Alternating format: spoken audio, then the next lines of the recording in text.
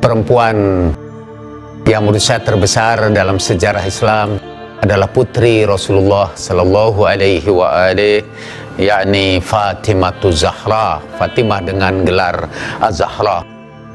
Beberapa waktu yang lalu saya membaca buku yang sangat klasik ditulis oleh penulis Prancis Émile Durkheim. Dia menulis buku tentang sejarah Nabi yang berjudul La Vie de Mahomet, kehidupan Nabi Muhammad. Buku itu ditulis dengan gaya bahasa yang sangat memikat, sehingga cerita Nabi yang biasanya membosankan menjadi tampak menarik. Dia misalnya bercerita tentang kedatangan Nabi di Madinah. Ketika ia menceritakan wajah Nabi, ia ceritakan betapa elegannya wajah Nabi, betapa memesonanya penampilan Nabi, sehingga orang terpukau karena keindahan wajah. Salah seorang sahabat yang bernama Buraidah mengangkat tombaknya, kemudian di atas tombaknya ia simpan serban. Dan dia mengatakan, saya tidak tega bahwa Nabi datang ke Madinah tanpa bendera. Jadi dia pajanglah serbannya sebagai bendera. Jadi dia yang menggambarkan keindahan Rasulullah Sallallahu Alaihi Wasallam itu, kemudian menggambarkan Fatimah Az-Zahra, putrinya, dengan sangat buruk. Émile Durkheim mengatakan bahwa wajah Fatimah itu payah deh. Dia tidak ada seorang pun yang tertarik kepada Fatimah. Dan ketika diusulkan bahwa Ali akan menjadi suaminya, Fatimah tampaknya memprotesnya. Seorang penulis lain, masih sama kaum orientalis, mengatakan bahwa Émile Durkheim menulis itu karena kecemburuannya.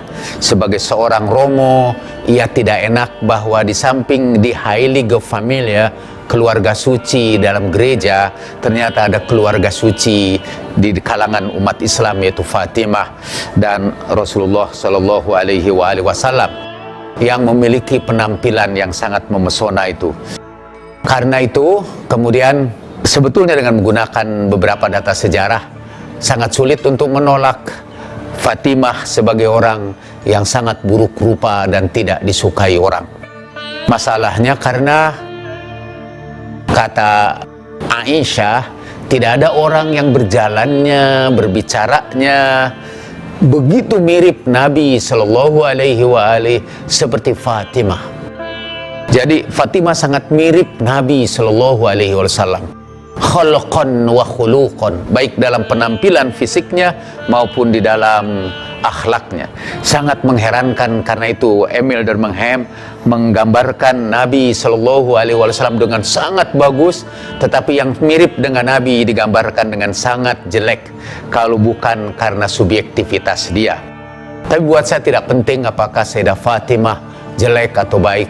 Sayyidah Fatimah penting untuk kita bicarakan di sini karena ia adalah tokoh sebagaimana suaminya penegak keadilan. Jadi ketika Rasulullah meninggal dunia, Fatimah datang menuntut tanah Fadak yang dihadiahkan Nabi kepadanya. Kisah tanah Fadak itu diceritakan dalam Bukhari, Muslim, Abu Dawud, An-Nasai, At-Tirmidzi, Sunan At-Tirmidzi. Ia menuntut tanah warisan ayah. Kemudian Abu Bakar berkata bahwa Rasulullah itu tidak meninggalkan warisan apa-apa. Semuanya diperuntukkan untuk kepentingan umat. Dan untuk itu Fatimah berkata, bukankah para nabi juga sebelumnya mewariskan kekayaannya kepada keturunannya? Bukankah Al-Quran mengatakan wa waritha Sulaiman Dawud? Bukankah Sulaiman mewarisi Dawud? Bukankah Nabi Zakaria berkata, yarithuni wa yarithu min ali Yaqub, beri aku anak yang akan mewarisi aku dan mewarisi keluarga Yakub. Para nabi saling mewariskan di antara sesamanya. Dan Fatimah menyampaikan tuntutannya itu dalam sebuah pidato yang dicatat dalam sejarah, dalam Balaghatun Nisa. Banyak orang menuduh Fatimah matre, dia mencintai dunia. Fatimah sebetulnya tidak mencintai tanah Fadak itu. Yang dia cintai adalah keadilan. Kalau penguasa sudah berani merampas harta keluarga Nabi, apalagi akan menghalangi mereka untuk merampas hak-hak rakyat kecil.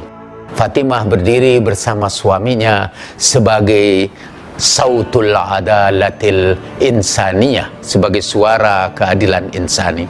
Sekarang ini ketika kaum perempuan mencari idola yang dijadikan contoh dalam kehidupan mereka, bukankah sebaiknya mereka kembali menengok Sayyidatuna Fatimah, seorang perempuan yang ahli ibadah, yang setia kepada suaminya, pada saat yang sama dia berjuang bersama suaminya untuk menegakkan keadilan.